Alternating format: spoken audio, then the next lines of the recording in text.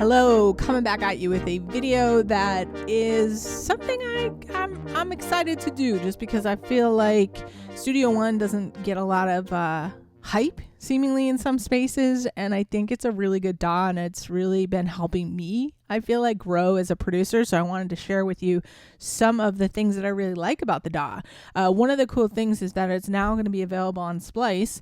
You can see right here, rent to own at $16.99 a month for 24 months, and apparently it's the first DAW that's ever been made available on Splice to be able to be a rent to own. And I just think it's a really, really great DAW. So let me show you why I like it. Oh, and by the way, if you want to get me some Splice credits, use the link below. And if you aren't signed up for Splice, I should get some credits. It's not an affiliate link, but I figured, like, hey, if you want to help support the channel, maybe I get some Splice credits to spend. All right, so let's go take a look at Studio One. And I just opened one of the songs I've made in here so that I could sort of work through it and show you why I like the program, what's working for me that other DAWs don't necessarily have. So one of the really cool things I like up here is you see these chords. This is actually really cool. You can tell the DAW what chords you've got here. Each of these chords. Actually, I shouldn't even say you can tell it that, right? It actually can read the chords. But it's not always the most reliable, but it's pretty damn good. If you have some funky chords, like, it may get mixed up. But basically what I would do is I can start off with like a few chords. I put a few chords in here. You can see that these came from Easy Keys. And I told it to read the chords. And how you do that is you right click. I right click here on my MIDI pattern. And I can actually detect the key signature. But the other thing that I can do, and I always get mixed up about finding things, is this, instrument parts. Extract to chord track, which is really cool. So then it takes the chords and it puts them on the chord track. So let me see. I think that in this case, yeah, it knew what was what. So if I delete these chords here, so let me delete these just to show you for my intro. I go click on my MIDI, right click, go down to instrument parts and go to extract to chord track. Did you see how it just knew what those chords were and it put them right in there? Like, it's pretty crazy. But here is what the strong part of this is. I mean, this is so powerful. So you could actually go and create like a bass line. And you can just play anything you want in that bass line. Like, you add a key, like, you don't really know, you don't know what notes go with these chords up here. So you just stick anything in your bass line. You can then actually basically tell the DAW, hey, adapt these notes I played for the bass to fit with these chords. So let me see if I can just show you that quick here. So I'm just playing anything.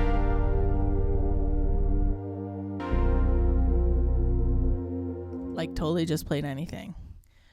All right. So hopefully I don't mess up the rest of my track here. So over here, look at the information that I've pulled up over here. This is just when you hit the I information. This is all the information for this track. So right now you can see it says follow chords for the bass. But whenever you like redo something, you have to like basically turn this off and turn it back on again. And did you see how my notes moved? So let's see what it sounds like now. And actually, let me do that again so that you can see this a little better, because it moved the notes down here. So let me turn it off. See how these notes in my in MIDI right here, they're moving. And I'm going to go turn it back on again. See? Go back to the beginning and take a listen. Actually, I should probably play it through and you can hear it without and then with it on. Whoops.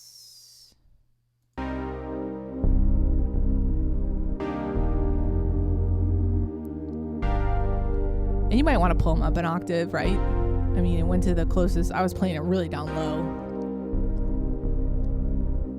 So let's say we took those all and we moved them up an octave.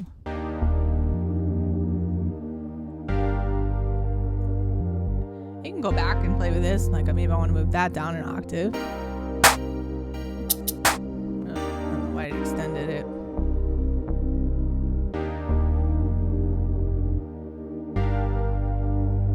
Now let me show you with it off. So you can see it moved everything back. This is how I played it.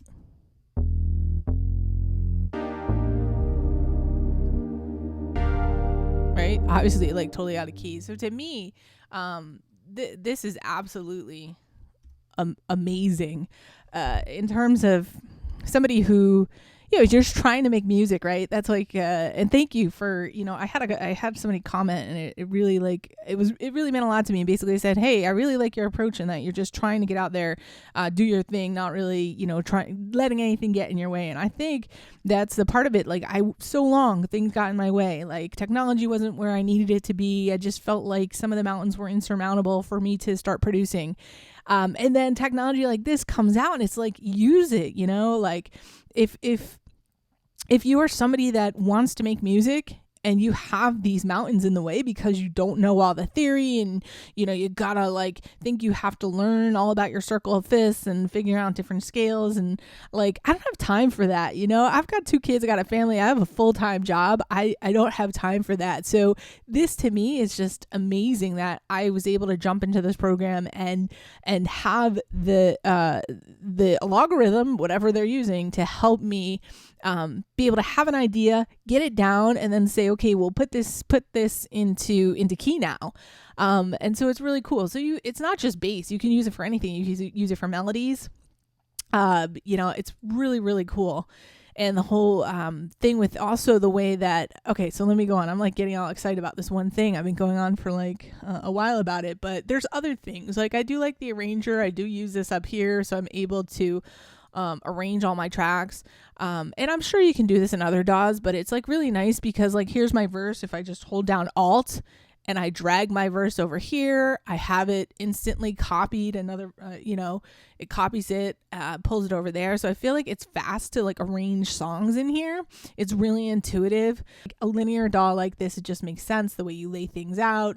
When you know, click on your instruments that you have, I like that everything's tabbed. Of course, it's going to take Omnisphere a little while to open up there, but it's like, I like that it's all tabbed. You can go through here and just quickly see like all your VSTs that you have that are part of the project. I don't know. I think the piano roll is pretty nice. Like, let me open like a melody or something here so that you can see it.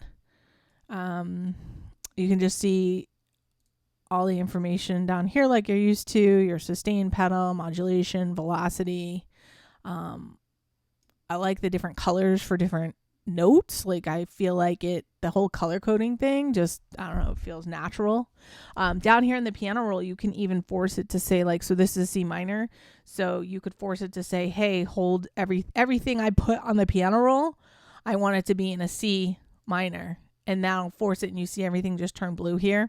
So you can see what keys are in that scale. So the piano roll just makes sense to me. You can make it, let me find the thing that makes it a little wider. That's the one thing. Yeah, I mean, I know everyone talks about FL Studio and how the piano roll is just so nice. I think this piano roll is pretty nice. I mean, when you widen it out and you make it big, it's nice. You're able to see, again, the different notes. It's just, there's only so much real estate on your screen. So, yeah. But it's a nice piano roll. So that's one of the other things I like about it.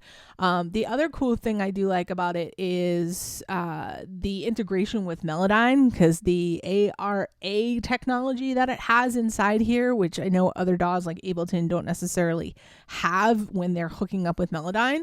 So you could be on like anything. Let me see. So if I'm on, I mean, this is like a voice, but literally, like, if I'm on this audio track, I can just go in here and I can actually just edit it and say edit in Melodyne. Let's see, why doesn't that one have the option? I don't know why. I think because I have to go over here. So you have to click on the audio clip itself, but you can see down here, say edit in Melodyne. And when I click this, it literally just opens up Melodyne. It's included in here. I mean, it's not included. It must be an update, so it's forcing me to go get an update. Sorry. There is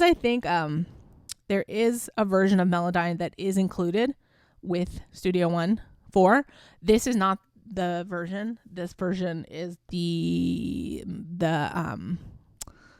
upper tier of Melodyne, so I know there are certain limitations with different versions, but it's pretty cool to be able to take that audio, pull it into MIDI, and then take it and pull it into another track. So basically convert this audio file to MIDI and then pull that into an instrument track.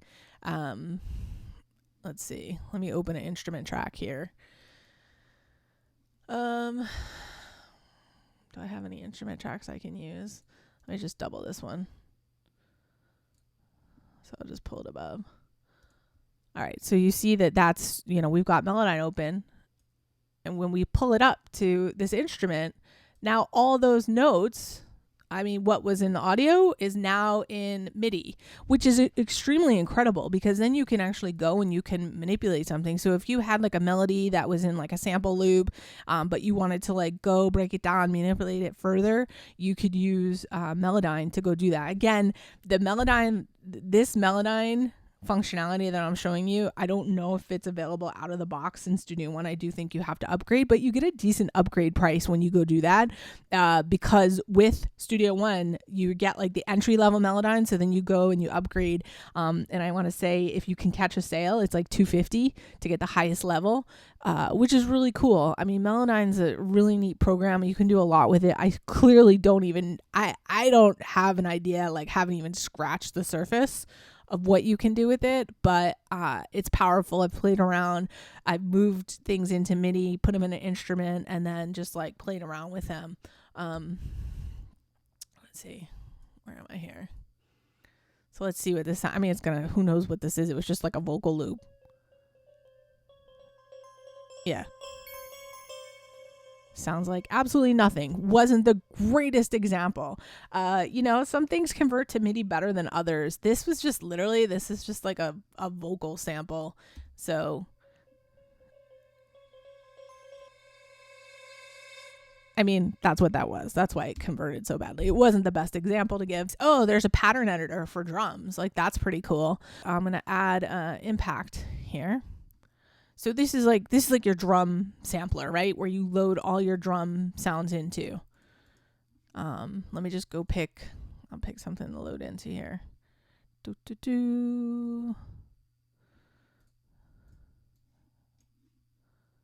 Kick. I'm just going to put a snare in just because I want to show you this. All right, so there you can see that. So let me go, and what I can do is just create this, and I think I can tell it insert pattern. Oh, actually I didn't even need to create a block. So all I did was I right clicked, I said insert pattern, and now you can see this little pattern editor came up with my kick and my snare. So that's everything that's loaded in here. So if I went back and I added a hi-hat and I put it here, you see it shows up in the pattern editor. So to me, this is sort of like FL Studio, right? A quick way to like lay down patterns if you want of drums. Whoops, for drums. Wait, it's not. It just seems intuitive.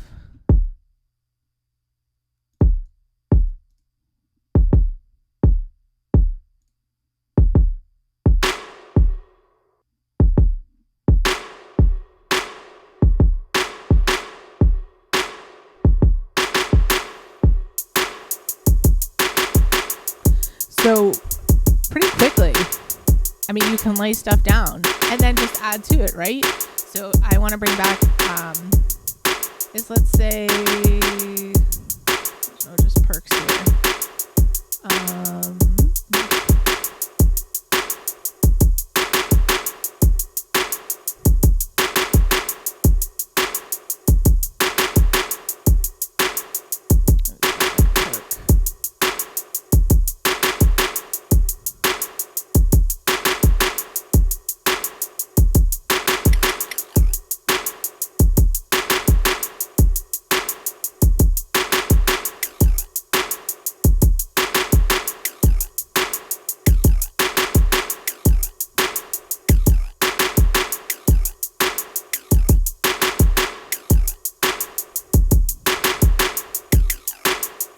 Anyway, so you get the idea, right? I'll stop that. So the pattern editor is really cool. So then you're probably thinking, well, okay, that's great. Like I created in here. What if I want to make then individual tracks out of it? So all you have to do is right click on it, convert pattern. You convert pattern to part. All right. But once you convert the pattern to part, then you get the option for explode pitches to tracks. And you've got a separate track now for each one of these so that you can actually go and you can add whatever kind of VST effect you might want on this particular drum, like your kick. Maybe you want to add something different than you would like to add to your hi-hats. So now it becomes easy to come in here and master because everything is separately. So you create it all as one pattern. Let me show you. So here I am. I do my pattern. I go here. I say convert pattern to part. I go back, I select it, and now I have this option to go under instrument parts and say explode pitches to tracks, and I get all these tracks. Like I said, this is a really robust DAW, and it's going to take a lot, even though I've been using it, it's going to take a lot to really ingrain every single thing in it in my head, especially since I've been DAW hopping a lot lately, or I tend to be. But I know that there are a lot of serious engineers that are using Studio One now, right, in favor of using Pro Tools. So it's got a lot of power to it. I think that for $16.99 a month, like this would, in you're, a beginner just starting out, or, whatever, and have a year under your belt, you're not an expert in any particular DAW yet, I do think that this is a valid option to look at this. Price point being one, especially if you're on PC, right? Because people who are on Mac, they have the option by Logic, which I know a lot of people hop into because it has a nice price point and it is really robust as well. But if you're not on a Mac, then you can't get that. So I see this as like a really, really strong choice for people who are on a PC for sure. And people say, well, what about FL Studio? I don't have experience with FL Studio. I keep wanting to try it out, but I don't have any experience with it. And I'm not sure. From what I hear, there's a lot of clicks to get to places, and maybe it's not as, user friendly in the sense that there's a lot of clicks involved. I do hear that interface wise, things make sense. Again, I don't have any experience with it. So I think that, PC wise, if you're looking for something that seemingly is an all around really great DAW for working in, creating in, and then mastering in, it seems like Studio One 4 is really top notch. And I'm probably biased, because I've been using this, and I just feel like there's a lot it offers me. And the instruments it comes in with is pretty, it's pretty decent. I have to say, I haven't been really using them, but there is a synth called Mai Tai, and there's Mojito. There's a lot of different presets. Presence is another synth. So it does come with a decent amount of stuff. I personally haven't been using their instruments, so I don't necessarily, except for the drum sampler and the sampler. Sample one is the sampler. So I've been using that, but it is intuitive, but there are a lot of options so that it's going to take time to figure them all out. The piano roll is nice. The key detect is nice. The chord track is amazing. What I showed you with the bass. There's a lot of customization options here. So you can color code just the way that you're seeing all your buses here, your each instrument. There's definitely, you can tell this is super professional. And Personas themselves, they come off as being a company that really takes the input from the users in terms of, what's next, what are they going to add to the DAW, what do the users actually want. So I've been rambling. I feel like there was no direction to this video in the beginning, and I just wanted to come out here, tell you what I liked about Studio One, and tell you it was available on Splice for $16.99. So hopefully you find value in this video. It's been crazy. I've been really busy. I'd like to do a little more prep before I turn the mic on and the video on and start babbling. But this is it. That's the end of the video. I'll be coming back at you soon with another one. So thanks for joining me, and I'll see you soon.